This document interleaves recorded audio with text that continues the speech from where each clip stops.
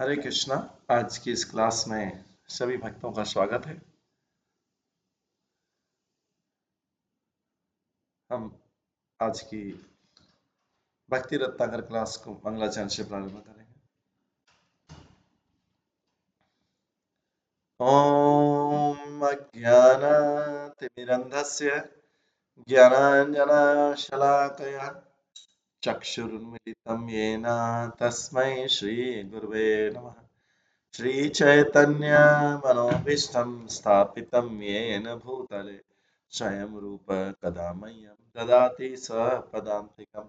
वन्देऽहं श्रीगुरु श्रीयुतपदकमलं श्रीगुरुं वैष्णवंश श्रीरूपं साग्रजातं सहगण रघुनाथान्वितं तं सजीवं साद्वैतं सावधूतं परिजनसहितं कृष्णचैतन्यदेवं श्रीराधा कृष्णपादान् सहगण ललिता श्री विशाखान्वितांश नमो विष्णुपदाय कृष्णप्रस्थाय भूतले श्रीमते भक्ति वेदांत स्वामी निति नामिने नमस्ते सरस्वती देवे गौरवाणी प्रचारिणे निर्विशेषा शून्यवादी पाश्चात्य देशतारिणे वाञ्छाकल्पतरुभ्यश्च कृपा सिन्धुभ्येव च पतितानां पावनेभ्यो वैष्णवेभ्यो नमो नमः।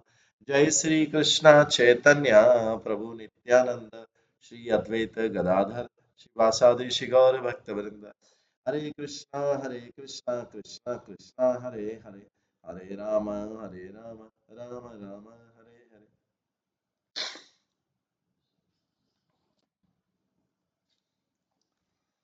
कल हम श्रवण कर रहे थे श्री भक्ति के रत्नाकर ग्रंथ से, जिसमें हमने मथुरा के मथुरा का बहुत बड़ा महात्मा दिया है। इसमें मथुरा मंडल का, जिसमें वृंदावन गोवर्धन सारा सारे तीर्थ आते हैं। हमने कल जो उसके अंदर 24 तीर्थ हैं उसके बारे में श्रवण किया था। हमने घंटा बरन तीर्थ, नाग तीर्थ, कोटि तीर्थ, ये सब जो स्पेशली जो 24 तीर्थ है, यमुना जहाँ पे बहती है उसके किनारे, उसके अलावा भी दूसरे तीर्थ हैं। तो जो जो जहाँ पे पवित्र नदियां बहती है, जैसे गंगा और यमुना, गोदावरी और ये पवित्र नदियां बहती है, उसके आसपास वाले स्थान ऐसे तीर्थ स्थान बन जाते हैं अलग अलग तरीके से। तो जितनी भी पवित्र नदियां हैं हम देखेंगे, गोदावरी, कावेरी और नर्मदा, शिप्रा और जितने भी, इसके अलावा ताप्ती, ये सब नदियां इनके स्थान पे तीर्थ। तो यमुना के किनारे जो भी स्थान है वो तीर्थ स्थान माना जाता है और उनका महत्व बहुत रहता है। तो आज हम पढ़ेंगे नाग तीर्थ के बाद यमुना के किनारे जो मथुरा में तीर्थ है वो घंटा भरन तीर्थ। आदि बराह पुराण में कहा गया है कि ये सबका महत्व है, इस सबका महत्व एक जैसा लगता है, क्योंकि सब तीर्थ स्थान यमुना के किनारे भगवान के भक्तों द्वारा भ्रमण किए गए। तो भगवान जहाँ से पवित्र नदियां बहती हैं और जहाँ पे भगवान भक्त जाते हैं, वो स्थान तीर्थ स्थान बन जाता है। भगवान के शुद्ध भक्त जहाँ पे जाते हैं और जो पवित्र नदियों के किनारे स्थित है।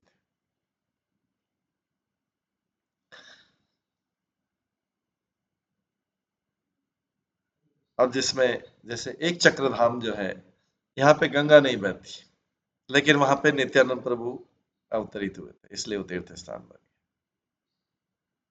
उसको बोलते हैं राढ़ देश, जहाँ पे राढ़ देश मतलब जहाँ पे गंगा नहीं बहती, लेकिन भगवान के शुद्ध भक्त भगवान स्वयं अवतरित हो गए।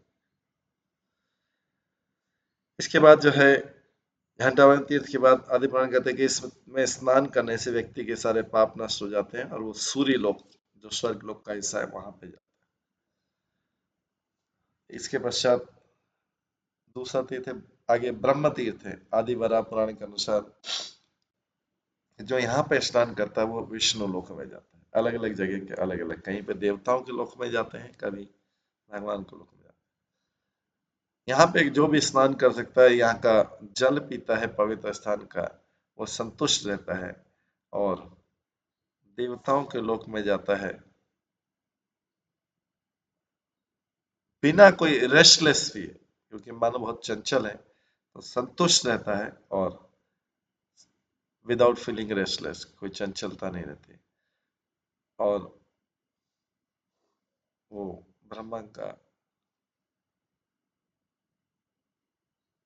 कृपा से वो विष्णु के धाम जाएगा। इसलिए इसको बोला गया है ब्रह्म तीर्थ, ब्रह्मा तीर्थ। इसके बाद तीर्थ है अगला, सोम तीर्थ है। यहाँ पर व्यक्ति स्नान करने के बाद और सारे जीवन की सारी उपलब्धि प्राप्त करने के बाद सोमलोक जाता है। सोमलोक कहाँ है? जो चंद्रलोक है, उसके देवता को सोम बोलते हैं। तो सोम जो है चंद्रमा का दूसरा नाम है। चंद्रदेव जो जो देवता है, चंद्रमा तो एक ग्रह है, उसमें जो देवता है उसको सोम, उसका देवता सोम है। इसके बाद अगला थी सरस्वती पतन, सरस्वती पैटर्न। यहाँ पे आदि ब्रह्म के अनुसार, आदि वराह पुराण के अनुसार यहाँ पर स्नान करने से व्यक्ति तपस्वी बनता है। हालांकि वर्णाश्रम धर्म के अनुसार उसको तपस्वी बनने का अधिकार नहीं है, फिर भी यहाँ पे सरस्वती पतन के, सरस्वती पाटन है, उसके कारण वो यहाँ पे स्नान करने से वो तपस्वी बनता है। इसके बाद चक्र तीर्थ है, आदि वराह पुराण कहता है कि ये सब मथुरा में यमुना के किनारे सारे तीर्थ,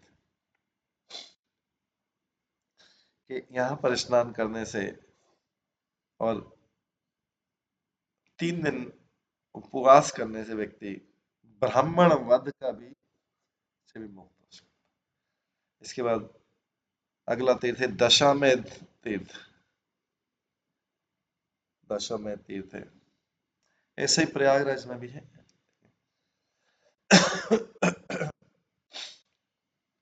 प्राचीन काल में संत लोग, साधु लोगों ने इस तीर्थ का पूजा किया। अगर कोई यहाँ पे स्नान करता है तो कंटेंटेड मूड, वो पूरी तरह से संतुष्ट हो जाता है और उसको,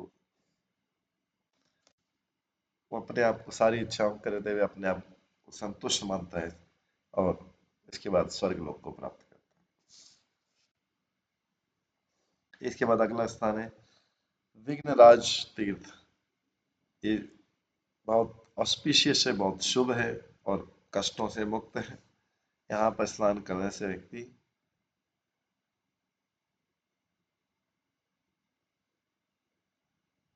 कष्टों के, कष्टों के राजाओं से, मतलब कष्ट देने वाले, उनसे जो है, उनसे जो दुख मिलता है कष्टों के राजा से, उससे मुक्त हो जाता है। उसके बाद है आगे कोटि तीर्थ। ये भी पवित्र स्थान है। यहाँ पे जो स्नान करता है वो इस तीर्थ में स्नान करता है यमुना के किनारे, वो उसको गंगा में स्नान करने का, लाखों बारी गंगा में स्नान करने का फल मिलता है श्रोता। इस प्रकार से यमुना किनारे जो विश्रांति घाट के इधर उत्तर में और दक्षिण में दोनों तरफ ये तीर्थ है। ये सब विश्रांति घाट जो मथुरा में है, मेन घाट है, इसको विश्राम घाट भी बोलते हैं। ये जो है भगवान कृष्ण ने भी कंस को मारने के बाद में यहाँ पे स्नान किया था, मथुरा का ये भी। यहाँ पे जो है ये दोनों उसके किनारे में, पास में।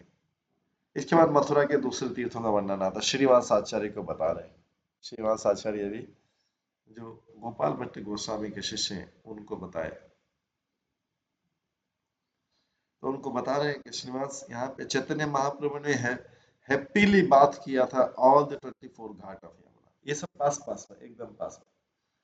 महाप्रभु ने जब पूरे रुके थे तो अलग अलग जगह सब इन घाटों पर महाप्रभु ने भी स्नान किया था। जो उनकी जो लीलाएं हर घाट में, ये सब मथुरा में है, इसका वर्णन नहीं किया जाता है। 24 घाट जो है, 24 तीर्थ बन गए, लाखों लोग यहाँ पे स्नान करते हैं और उस समय भी लाखों लोगों ने स्नान किया था महाप्रभु के साथ में और आनंद के सागर में डूब गए थे। उस समय देवता लोग भी सामान्य मनुष्य बन के आते थे और ये महाप्रभु की लीला देखते थे इन घाटों पे। महाप्रभु जब वृंदावन में रुके थे काफी समय,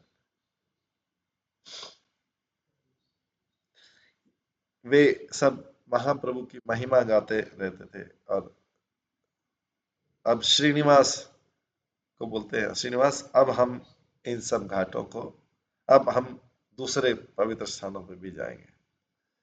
इसके बाद आगे जाते हैं गोकर्ण तीर्थ।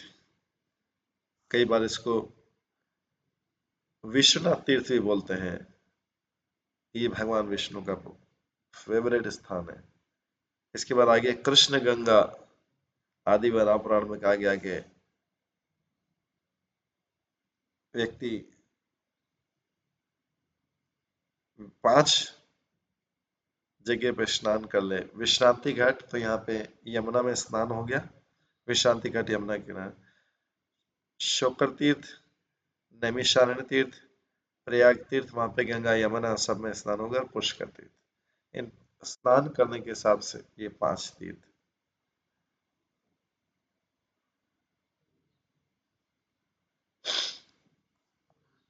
तो कृष्ण, लेकिन कृष्ण गंगा तीर्थ में जो स्नान करता है वो उन 500 तीर्थ से उसको 10 टाइम्स ज्यादा फल मिलता है। इसके बाद आगे है एक पवित्र स्थान जिसका नाम है वैकुंठ। ये सब चलते जा रहे हैं। यहाँ पे व्यक्ति स्नान करता है वैकुंठ तीर्थ में। लेकिन यहाँ पे जो केवल स्नान नहीं, एक स्नान होता है, स्नान फिजिकल एक्शन है। स्नान करके वहां का तीर्थ का महिमा, तीर्थ का सारा श्रवण करके व्यक्ति करता है तो विष्णु लोक को जाता है। इसके बाद व्यक्ति आशी कुंड है।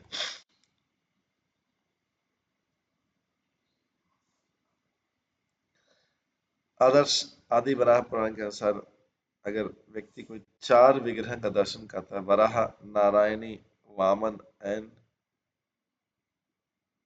लंगली, इस कुंड में स्नान करने के बाद वो पूरी पृथ्वी पर परिक्रमा करने का फल मिलता है। पूरी पृथ्वी और उसके चारों समुद्र, और उसको पूरे मथुरा में भ्रमण करने का 3.5 स्थान का फल मिलता है। इसके बाद आगे चातुई समुद्रिका, यहाँ पर स्नान करने से व्यक्ति देवलोक को जाता है।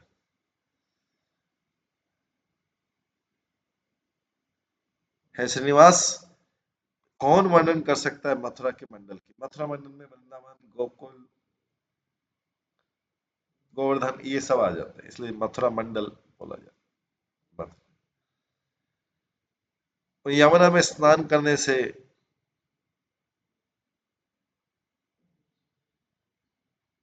गंगा में स्नान करने का एक 100 गुना ज्यादा फल मिलता है। क्योंकि यमुना में, गंगा यमुना को, क्योंकि कृष्ण ने बाल लीलाएं की थी उस समय तक। कलयुग नहीं आया था, लेकिन अभी कलयुग आया तो कलयुग में महाप्रभु ने गंगा में स्नान किया था, जो स्वयं कृष्ण। तो इसलिए सब जो है उस समय की महिमाएं, जब द्वापर युग के बाद, उसके बाद कलयुग आया तो कलयुग में गंगा की महिमा और भी बढ़ गई। मत्स्य पुराण में कहा गया, युधिष्ठिर नारद मुनि के भी एक वार्तालाप इसमें कहा गया, युधिष्ठिर, एक व्यक्ति पुण्यवान बन सकता है अगर वो यमुना में स्नान करेगा और उसका सुंदर शुद्ध जल पिएगा और उसकी महिमा गाएगा। यमुना के दर्शन करने से भी शुभ,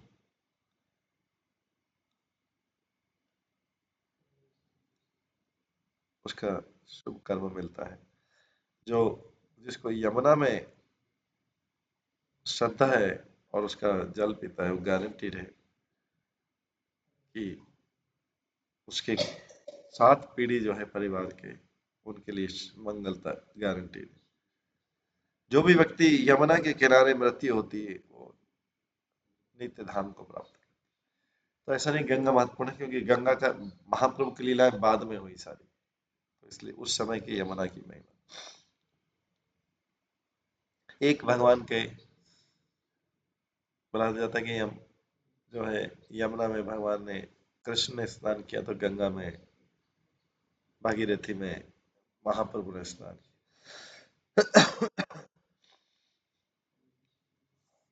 विष्णु धर्मोत्तर में बताया गया कि है कि जो भी यमुना के किनारे श्राद्ध सेरेमनी करता है वो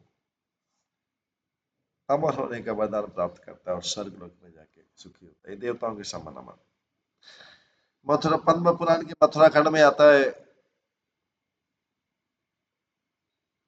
प्रजापति मरीचि का सृष्टि का आता है। आ गया कि रास स्वरूप कृष्ण जो सारे कारणों के कारण है, जो सबको आनंद देने वाले सच्चिदानंद भगवान है, जो जिनको ब्रह्मा ने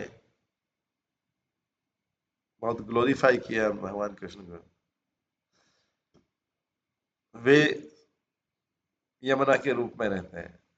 जैसे आयरन है, चिंतामणि के स्पर्श से आयरन गोल्ड हो जाता है, उसी प्रकार से सिन जो है वो पाप है, वो पुण्य में बदल जाते हैं यमुना में स्नान करने से। तो एक स्नान का नहीं, कई बार स्नान करके तीर्थ की महिमा सुन के, इसका मतलब है कि जो तीर्थ स्थानों में रहता है वो पवित्र हो जाता है। आदि बरा पुराण में कहा गया है, अगर दो ब्राह्मण है, एक मथुरा में रह रहा है जिसको वेदों को कोई ज्ञान नहीं, और दूसरा जो स्कॉलर है चारों वेदों का वो मथुरा के बाहर रह रहा है, तो उस मथुरा में रहने वाले अज्ञानी ब्राह्मण को आपको भोजन देना चाहिए। ये एक इंपॉर्टेंट चीज बोली, मथुरा में रह के धाम में रह रहा है तो उसके अज्ञानी ब्राह्मण भी उसको फीड करना चाहिए, बजाय के चारों वेदों का स्कॉलर हो जो, लेकिन वो तीर्थ के बाहर रह रहा है। हालांकि कोई किसान जो है या कोई व्यक्ति है जो उतना एजुकेटेड नहीं है, लेकिन तीर्थ स्थान में रह रहा है, अधार्मिक भी है, तो वो मुझे मथुरावासी के रूप में ज्यादा प्रिय है। हे वसुंधरे, मथुरा के सारे निवासी हैं वो सब मेरे ही रूप में है। अगर आप वहां पे मथुरा के एक ब्राह्मण को, मथुरा मतलब यहाँ पे मथुरा के अंदर आ गया सारा वृंदावन गोवर्धन गोकुल, वहां पे एक ब्राह्मण को फीड करने भोजन देने का बाहर के लाखों ब्राह्मण को भोजन देने के बराबर है। मथुरावासी मेरे द्वारा पूजित हैं क्योंकि मेरे फेवरेट है वो। जब मथुरा का कोई निवासी संतुष्ट है तो मैं भी संतुष्ट होता हूँ। जो वहां पे जो स्नान करते हैं, वहां पे जो रहते हैं, वो स्थान होली प्लेस है, और उनका जो घर है वो मंगलता से पूर्ण है। मथुरा में कीड़े, पक्षी और दूसरे जो लिविंग बींग है वो सब मुक्ति पाने के योग्य है।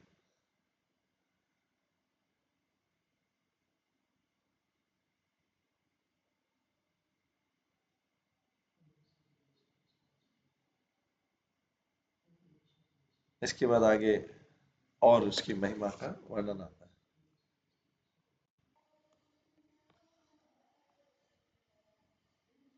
आगे बोला जाता है कि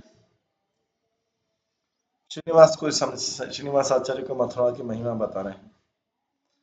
श्रीनिवास, देखो मथुरा का दर्शन करो जहाँ पे कृष्ण ने कई लीलाएं की। ये देखो, ये सुदामा जो यहाँ माली था, सुदामा माली था जिसने कृष्ण को हार पहनाया था जब कृष्ण जो है कंस को मारने के लिए जा रहे थे। तो सुदामा माली जो था वो कृष्ण का मित्र था। यहाँ पे देखो कंस ने कंस के धोबी को मारा था। और वो जो जो ग्वाल वाले थे उन्होंने धोबी से कपड़े छीन लिए थे और यहाँ पहने थे। यहाँ ये रोड है जहां से कृष्ण जो है कंस के महल गए थे।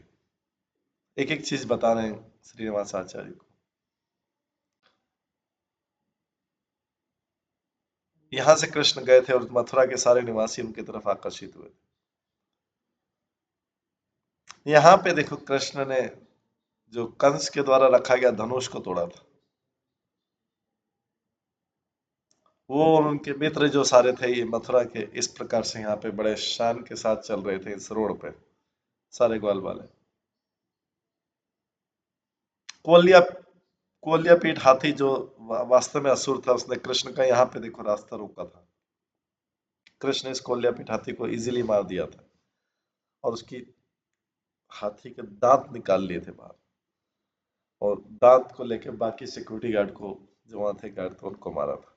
और ये देखो आगे स्थान, यहाँ पे कृष्ण का रेसलिंग मैच, कुश्ती का, मल्ल युद्ध का स्थान है जहाँ पे। और ये स्थान है जहां पर कृष्ण बैठे थे, और ये स्थान जो है जहां पे नंद और दूसरे गोप बैठे थे। उन्होंने कृष्ण का स्टेडियम जैसा था, उन्होंने कृष्ण का जो कुश्ती वाला मल्ल युद्ध का एंजॉय किया, और कृष्ण के लिए कंस को मारना फन था, एक जस्ट मजाक का काम था, मजाक मजा लेने के लिए था कंस को मारना कृष्ण। ये स्थान देखो, कंस खाली, जहां पे कंस को मारा गया था। तो इस तरह कैसे मथुरा वृंदावन ये सब मथुरा के अंदर आते हैं, मथुरा डिस्ट्रिक्ट के अंदर सब छोटे छोटे। ये देखो कुब्जा का टेम्पल देखो, कुब्ज कूप देखो, सभी लोग स्थानों को जानते हैं। कृष्ण की जो कुब्जे के साथ लीला हुई थी वो तीनों जगत में प्रसिद्ध।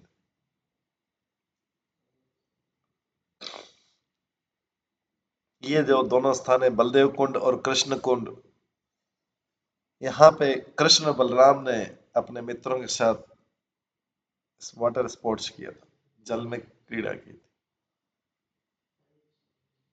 ये जो स्थान है जहाँ पर कृष्ण चैतन्य उन लोगों से घिरे बैठे जब उन्होंने कंप्लीट मथुरा का टूर कर लिया था। लोग बहुत प्रसन्न हुए थे महाप्रभु के, जब महाप्रभु आए थे तो उनकी एक्सटेटिक कंडीशन, उनका जो भाव वाला,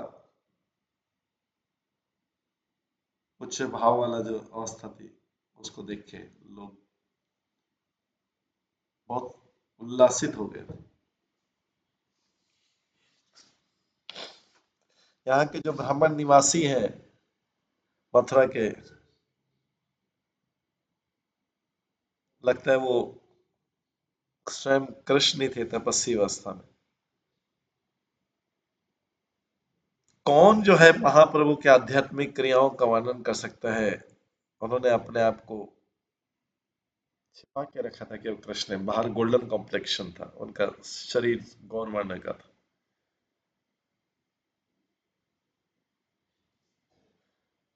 उसी में से एक व्यक्ति कहता है, हम बहुत लोग बहुत भाग्यशाली हैं जो हमने देखा कि महाप्रभु किस प्रकार से मथुरा को, महाप्रभु ने मथुरा के लोगों को किस प्रकार से जीत दिया अपने डांस, आनंदमय उल्लासित डांस। ये जब लीलाएं वर्णन कर रहे थे, राघव पंडित इतने डूब गए उसमें लीलाओं में कि वो अपने आप को नियंत्रित नहीं कर सकते। नरोत्तम श्रीनिवास भी भूमि पर गिर पड़े, उनका आनंद ले रहे थे, सारी सुन सुन के आनंद ले रहे थे, और सुबकने लगे, चैतन्य महाप्रभु, चैतन्य महा, गौरांगा गौरांगा बोलने लगे, ये सुन के कि महाप्रभु यहाँ पे विजिट किए थे।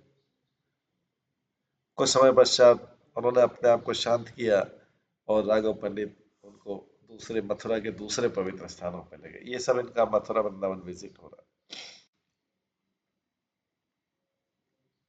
श्रीनिवास आचार्य को दिखाने के लिए। मथुरा के निवासी भी उतने ही प्रसन्न थे, रूप गोस्वामी, और अभी उनके फॉलोअर आ गए। देखो श्रीनिवास, ये पवित्र स्थान है जिसमें रोहिणी के पुत्र बलराम खेलते थे। अपनी यात्रा के समय महा नित्यानंद प्रभु वो भी मथुरा आए थे और यहाँ पर कुछ समय रुके थे। वे भी आनंद में विभोर हो जाते थे जब कृष्ण के स्पोर्टिंग पास टाइम जहाँ पे खेलते थे वो लीलाएं होती। तो उनको ऐसा भाव आता था जिस जिस तीर्थ सामने जिस जगह जाते थे।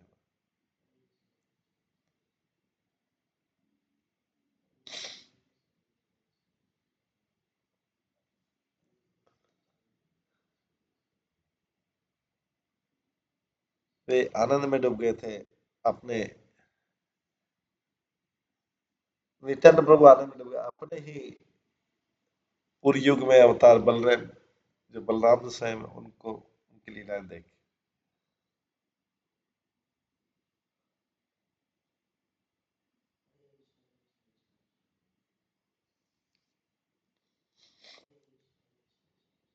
मथुरा के निवासी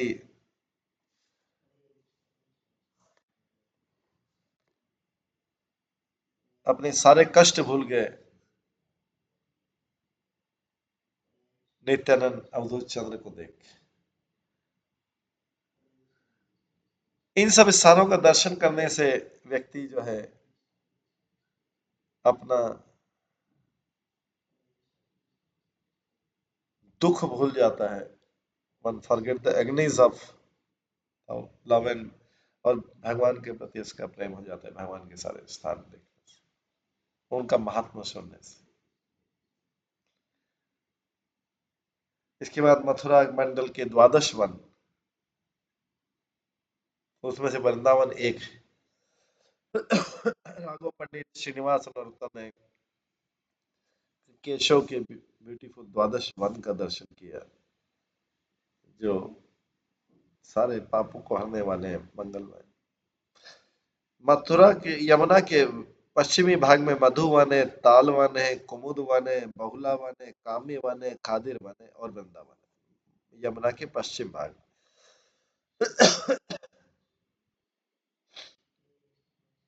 और यमुना के पूर्व भाग में भद्रवन, भानिरवन, बिल्वन और महावन है।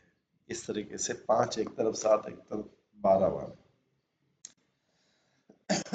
ये पद्म पुराण और स्कंद पुराण में इसका वर्णन।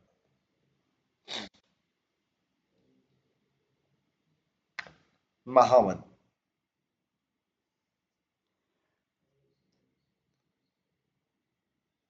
तो एक तरफ कौन सा है? मधुवन, तालवन, कुमुदवन 3, बाहुल्यवन 4, कामुदवन 5, खदिरावन 6 और वृंदावन 7। एक तरफ 7 है और एक तरफ पश्चिमी भाग, यमुना के पश्चिमी भाग में 7 है और पूर्वी भाग में 5 वन है।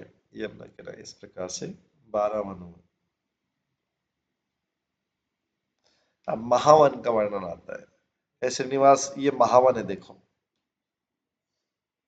इसका दर्शन व्यक्ति की सारी इच्छाओं को पूरा करता है। इस वन में कुंड है जो स्वच्छ जल से भरा हुआ है और उसमें ब्लू लोटस होते हैं, नीले जल के कमल होते हैं, नील कमल। अगर कोई व्यक्ति यहाँ स्नान करता और यहाँ पर दान देता है, वो उसका उचित फल प्राप्त करेगा। इसके बाद ताल वन है। ये स्थान यदुवंशियों के ऊपर, यादवों के ऊपर अपनी कृपा करने के लिए भगवान कृष्ण ने यहाँ पर उस असुर को मारा था जो तालवन की रक्षा करता था, वास्तव में धेनु का असुर था। इसके बाद कुमुद वन है। अगर कोई व्यक्ति जाता है यहाँ पर और इसके महात्म्य के बारे में सुनता है और उस पर श्रद्धा रखता है, तो वो विष्णु लोक में जाने का उत्तराधिकारी है। राघव पंडित ने बताया श्रीनिवास को कि यहाँ पे एक और स्थान है जिसका नाम है दतीहा। ये नाम इसलिए दिया गया है, वज्रनाभ ने दिया है। वज्रनाभ जो कृष्ण के प्रपौत्र थे, बाद में उन्होंने हर चीजें के नाम दिए थे जहाँ पे भगवान के क्रीड़ा स्थल थे। इसको दती उपवन भी बोलते हैं, पद्म पुराण में आता है। यहाँ पर जो है इन्होंने दतिया का नाम किस लिए दिया? क्योंकि दंत वक्र को मारा था, इसलिए दतिया नाम। राघव ने उनको फिर दंत वक्र का बताया कि एक बार नंद और दूसरे व्यक्ति जो है नंद महाराज दूसरे व्यक्ति उनके साथ दूसरे को कृष्ण को कुरुक्षेत्र में मिलने गए और वहां पे मिले और कृष्ण ने सबको संतुष्ट किया, हर किसी के अलग अलग तरीके से संतुष्ट किया। भगवान एक ही तरीके से, भगवान इंडिविजुअल के हैं, इसलिए एक ही तरीके से सबको संतुष्ट नहीं करते। जो सोचे कि कोई सबको धन देने से सब संतुष्ट रहेंगे, नहीं। कुछ लोग धन से संतुष्ट होते हैं, कुछ लोग दूसरे प्रकार के उपहार से संतुष्ट होते हैं, को लोग भोजन से संतुष्ट होते हैं, कुछ लोग घर से उनको महल मिले उससे संतुष्ट हैं, कोई किसी से कुछ। तो भगवान इंडिविजुअल कैपेसिटी के अनुसार उन्होंने, भगवान ने वहां पर कुरुक्षेत्र में सबको संतुष्ट किया और उन्होंने सबको संतुष्ट किया कि वो व्रज में आएंगे, थोड़े जल्दी व्रज में आएंगे। हालांकि वो कृष्ण के इन शब्दों से सुन के संतुष्ट हो गए, अमृत के समान शब्द सुन के, और उनसे आज्ञा ली जाने की, फिर भी उत्सुकता के कारण वे यमुना के किनारे खड़े रहते, उनका वेट करते कि कभी आ जाए। तो जब गोपियों ने कुरुक्षेत्र से जा रही थी, कृष्ण बहुत डिप्रेस फील किया। कृष्ण, क्योंकि कृष्ण भी व्यक्ति है, उनके भक्त जो सर्वश्रेष्ठ भक्त थे, तो गोपियां जा रही थी, कृष्ण को थोड़ा उदासी हुई, निराशा हुई, डिप्रेशन हुआ। वो उसके पश्चात वो द्वारका गए, वहां पे शिशुपाल को मारा और फिर से मथुरा में गए, दंतवक्र को मारने के बहाने मथुरा में गए। जब वो काम कंप्लीट हुआ, वो यमुना को क्रॉस किया और नंद महाराज के यहाँ मिलने गए। वृंदावन तो मथुरा के पार है। कृष्ण को देख के गोपियां उनकी तरफ जोर जोर से भागी और बोला, वेलकम वेलकम, स्वागत सुस्वागतम सुस्वागतम। कृष्ण अपने घर में आए ब्रज में और बहुत आनंद प्राप्त किया। गोप और गोपी जो है बहुत आनंदित हुए। और विलेजर जो है,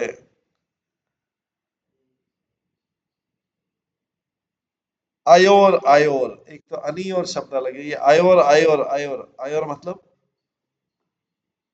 आयोर शब्द, आओ आओ आओ, वेलकम वेलकम वेलकम। तो आयोर उसका नाम बन गया, विलेज का नाम बन गया आयोर, जहाँ पे कृष्ण का स्वागत करने के लिए वेलकम वेलकम। इसके बाद आगे एक और स्थान है जिसका नाम है गौरवी, गौराबाई, गौरवई। रघुनाथ कहते हैं कि इसकी कथा सुनाते हैं। तो हमने ऊपर जो सुना है, दंतवक्र को मथुरा में मारा था, तो उस स्थान का नाम हो गया दतिया। वहां से कृष्ण वृंदावन चले गए थे मिलने के लिए। इसके बाद एक और स्थान है गौरवाई, यहाँ पे श्री राघव अपने इस स्थान की स्टोरी बताते हैं कि यहाँ पे बड़ा विलेज था जिसका नाम था शाना। वहां पे बड़े बड़े जमींदार रहते थे जिनका नंद महाराज के साथ अच्छा संबंध था। जब नंद कुरुक्षेत्र से आए, जमींदार ने उनको बहुत बड़ा रिसेप्शन दिया, वेलकम किया उनका। और नंद को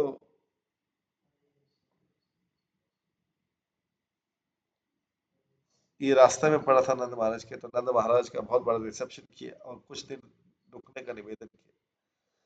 तो संस्कृत में उस गांव की महिमा को बढ़ाने के लिए, गौरव को बढ़ाने के लिए इस स्थान पे किया, तो इस स्थान का नाम पड़ गया गौरावी। गौरव स्थान की, हमारे गांव का वैभव बढ़ाइए, हमारे गांव का ग्लोरिफिकेशन बढ़ाइए। नंद महाराज को रुकने की बोला, तो इसका नाम होगा, गांव का नाम हो गया है गौरवई।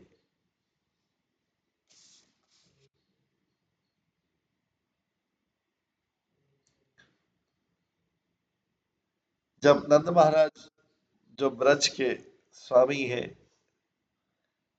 कुरुक्षेत्र से आए बिना कृष्ण के, वो इतने डिप्रेस थे नंद महाराज, बिना कृष्ण के लौटना पड़ा, क्योंकि कृष्ण तो द्वारका चले गए कुरुक्षेत्र में स्नान करने के बाद। लाने का बहुत प्रयास किया तो वो बहुत डिप्रेस हो गए, अपने घर ही नहीं जा रहे थे। तो उन्होंने अपने अनुयायियों को बोला, चलो हम इस गौरवई जगह में रुकते हैं, गौरव जिसका गौरव नंद महाराज ने बनाया।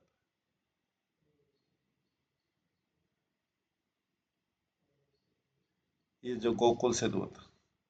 जिस प्रकार से जो पुरुषोत्तम धाम है, पुरुषोत्तम के नाम से व्याख्यात है, उसी प्रकार से गोकुलपति का नाम गोकुलपति से क्यों हुआ? क्योंकि वहां पे गोकुल के पति ये नंद महाराज रुके थे। गोकुलपति मतलब गोकुल नंद राज रुके थे, इसलिए इसका नाम है गोकुलपति, गांव का नाम। इसके बाद श्री राघव ने सारे मथुरा में यात्रा की, अलग अलग पवित्र स्थानों को बताया सबको, और उन स्थानों को बताया जहां पे कृष्ण ने अपनी लीलाएं की थी। श्रीनिवास और नरोत्तम दास ठाकुर को बताया। कौन बता रहा है? राघव पंडित सबका दर्शन करवा रहे हैं। किनको? लोक नरोत्तम दास ठाकुर और श्रीनिवास आचार्य। उसके बाद राघव पंडित ने डायरेक्शन चेंज किया, एक स्थान बताया जिसका नाम था षष्ठी कर्तव्य, षष्ठी करातवी, षष्ठी करातवी। ये स्थान का नाम षष्ठी घर भी बोला जाता है, षष्ठी घरा। ये बहुत पवित्र स्थान है, फेवरेट है। जो भी इस स्थान पे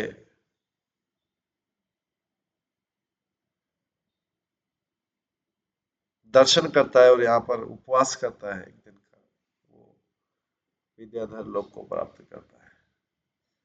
और श्रीनिवास इसके बाद आगे है सकट रोहन स्थान है, सुंदर स्थान है, भगवान को प्रिय है। भंवर है, यहाँ पे हमेशा यहाँ के पुष्पों पे हमिंग करते रहते हैं। यहाँ के कुंड में स्नान करने से व्यक्ति को सुप्रीम परम आनंद प्राप्त होगा। सकट रोहन आदि वराह पुराण में वर्णन आता है। मथुरा के 8 8.5 योजन दूर, 8.5 मील दूर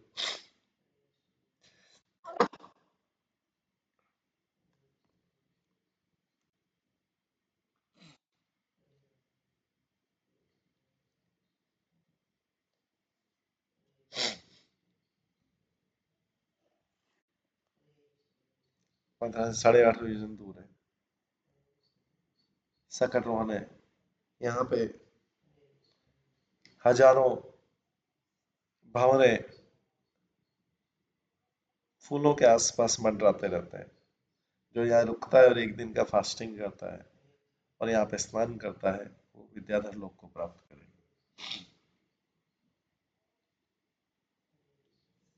राघव पंडित ने आगे बताया एक और स्थान जिसको बोलते हैं गरुड़ गोविंद।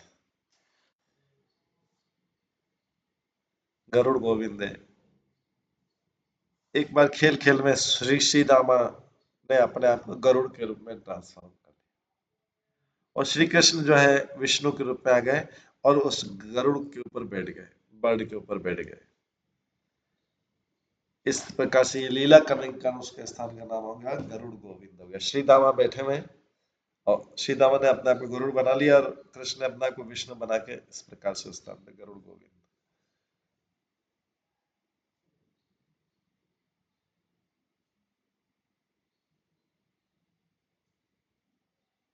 ये कथा जो है श्री लघु भागवत अमृत में भी आती है। जब राघव पंडित इस प्रकार से सारे स्थानों का वर्णन कर रहे थे,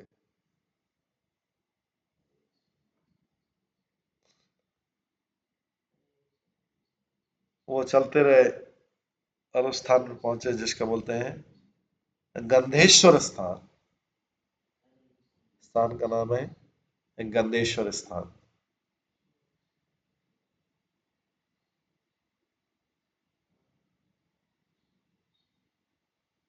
ये स्थान है कृष्ण के परफ्यूम के कारण। कृष्ण जो परफ्यूम इत्र लगाते थे, कृष्ण जो परफ्यूम यूज करते थे, उसके कारण इसका नाम गंधेश। इसके बाद है सातोश ग्राम। ये स्थान है जहाँ पर सनातन मुनि ने अपनी तपस्या की थी। यहाँ पर जो कुंड है वो स्वच्छ जल से भरा हुआ है। जब वो सातोश को छोड़े तो राघव ने श्रीनिवास रत्तर को दूसरे सुंदर स्थानों पे ले गए। उसके बाद ले गए बहुला वन ले गए।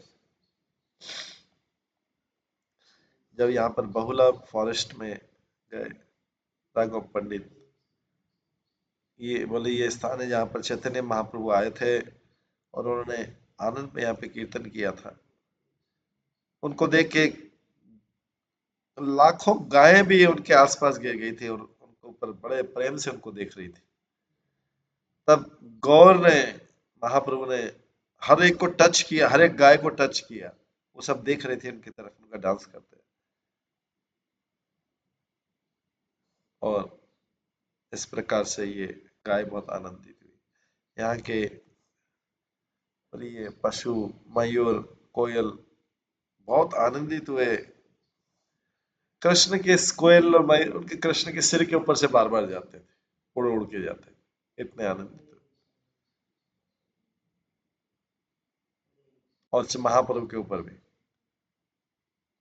लोग यहाँ पे बहुत उल्लासित हुए कि जो ट्रीज भी है, ट्री भी शावर कर रहे थे, फ्लावर को शावर कर रहे थे श्री महाप्रभु के इस मस्तक पर। और ये सब जो है यही सोच रहे थे कि ये सेम सन्यासी है, कृष्ण का सन्यासी रूप जो है महाप्रभु। लोगों को केवल चीट करने के लिए उन्होंने अपने सुंदर कृष्ण वाले शरीर को करके अभी सन्यासी बन गए। हजारों हजारों लोग उनसे मिलने आए और उन्होंने अपनी इच्छाएं व्यक्त की और भगवान ने सबको संतुष्ट किया।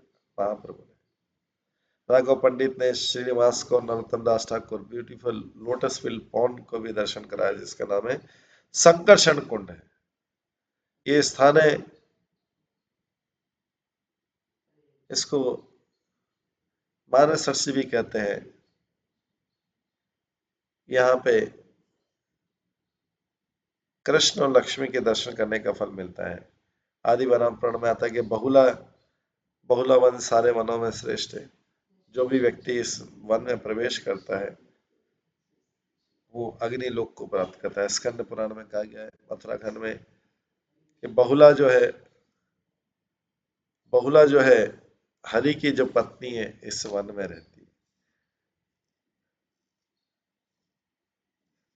ये वो स्थान बहुत पवित्र है क्योंकि श्री विष्णु और लक्ष्मी जो है यहाँ पर लोटस फ्लावर से बने हुए घर में रहते हैं। और जो भी यहाँ पे प्रवेश करता है और यहाँ पे स्नान करता है चैत्र के महीने में, वो विष्णु लक्ष्मी का दर्शन पाता है। इसके बाद इसी में एक और स्थान है मयूर ग्राम है बहुला वन में। यहाँ पे कृष्ण पीकॉक के साथ डांसिंग का आनंद लेते हैं। ये बहुत आनंद देने वाला था कि राधा और कृष्ण जो है मयूरों के पीछे पहुंच जाते थे और डांस करते थे। और राधा और कृष्ण, सारे मयूर राधा और कृष्ण की तरफ देखते रहते थे। और सखियां बाहर रहती थी और वो देखती थी राधा कृष्ण बीच में और आसपास मयूर डांस कर रहे। राघव पंडित ने एक और स्थान बताया नरोत्तम दास ठाकुर को, श्रीनिवास का। इसको बोलते हैं दक्षिणा ग्राम, जहाँ पे कृष्ण राधा के साथ एंजॉय करते थे। इसके बाद एक और स्थान है जिसका नाम है वसती। एक राजा वृषभानु का राज्य। पहले कोई भी इस स्थान पर, रावल गांव में कोई भी नहीं रहता था। अब इसको राय बोलते हैं। कृष्ण बलराम ने अपना जीवन का कुछ समय यहाँ पे व्यतीत किया था। इसके बाद आते हैं राधा कुंड श्याम कुंड में।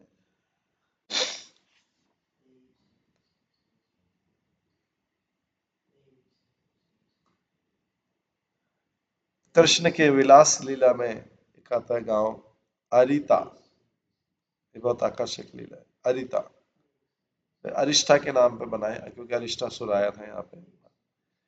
तो कृष्ण ने एक बार एक असुर को कॉल किया जो मारा वध किया, जिसका जो बुल के रूप में था, सांड के रूप में। उसके बाद वो राधा रानी को के पास गया, तो राधा रानी ने बोला कि मेरे को टच मत करो, क्योंकि आपने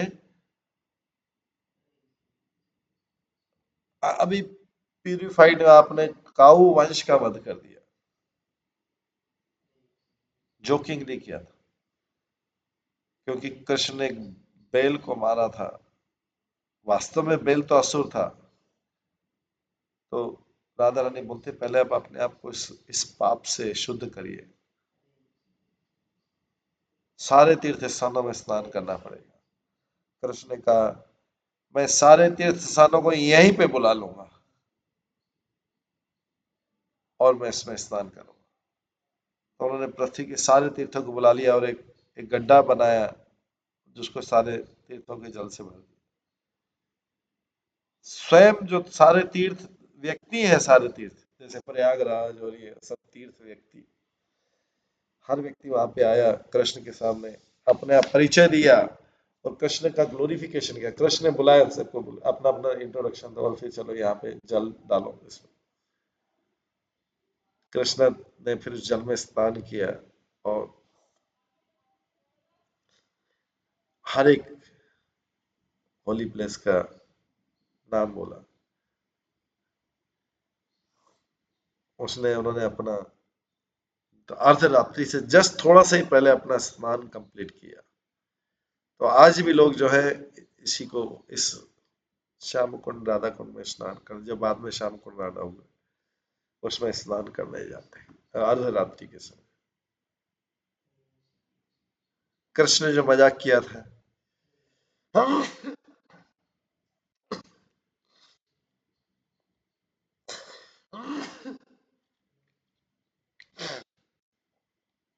राधा रानी ने भी एक अपना कुंड बनाया। जब कृष्ण ने देखा कि राधा रानी ने उसको पानी की जरूरत है, तो उन्होंने गंगा को आमंत्रित किया, जो सारे तीर्थ स्थानों का प्रतिनिधित्व करती, उसके जल को भरने के लिए। पर्सनिफाइड होली रिवर्स है, सबने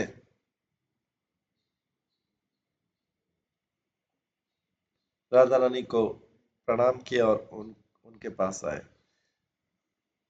उस समय क्या नाम से राधा और कृष्ण जो है, इन्होंने अपनी सखियों के साथ में दोनों झीलों, मतलब दो कुंड है जो, उसमें आनंद किया, जो सुंदर वृक्षों से और पौधों से, वृक्षों से सुंदर लग रहे थे। अभी भी लोग इन दोनों कुंडों में स्नान करते हैं, राधा कुंड श्याम।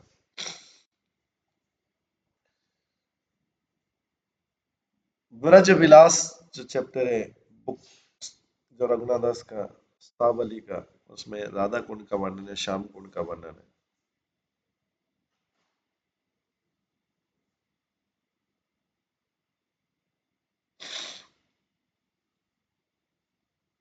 नरहरि चक्रवर्ती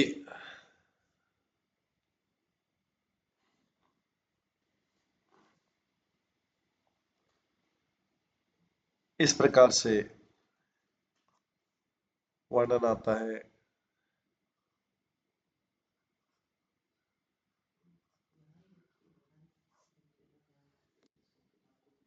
इस प्रकार वर्णन आता है राधा कुंड श्याम कुंड का। इसका आगे और भी वर्णन है राधा कुंड श्याम कुंड का, लेकिन आज इसको हम यहीं पे विराम देते हैं। सभी भक्तों का बहुत बहुत धन्यवाद। ये सब वृंदावन के, मथुरा के, मथुरा वृंदावन सबकी स्थानों के एक एक स्थान का वर्णन हो रहा है। यहीं पे विराम देते हैं और इसके आगे का वर्णन, जो राधा कुंड श्याम कुंड का और विस्तृत वर्णन जो है, हम कल की क्लास में श्रवण करेंगे। सभी भक्तों का बहुत बहुत धन्यवाद। आज की क्लास के यहीं पे विराम देते हैं। हरे कृष्णा, हरे कृष्णा, कृष्णा कृष्णा हरे हरे, हरे राम, हरे राम, राम राम हरे हरे। श्री श्री भक्ति रत्नाकर ग्रंथ की जय। श्री नरहरि चक्रवर्ती ठाकुर की जय। श्रील प्रभुपाद की जय। सभी भक्तगणों की जय। हरे कृष्ण।